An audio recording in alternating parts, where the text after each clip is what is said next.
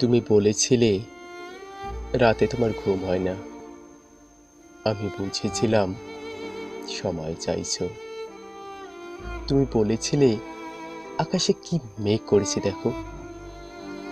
আমি বুঝেছিলাম তোমার মন খারাপ।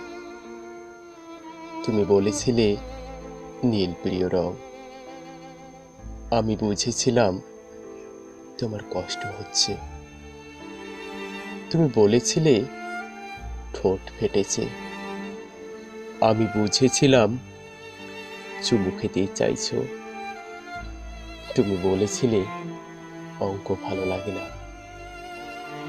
আমি বুঝেছিলাম তুমি কবিতা ভালোবাসো।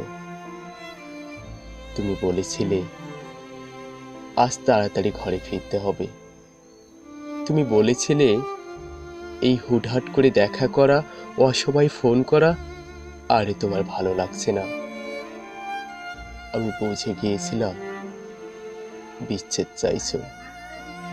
তারপর অলিখিত স্বাক্ষরে তুমি যখন ইনভিজিবল হাইকোর্টে আমার বিরুদ্ধে বিচ্ছেদের মামলা টুকে দিলে, আমি বুঝে গিয়েছিলাম তুমি মুক্তি চাও।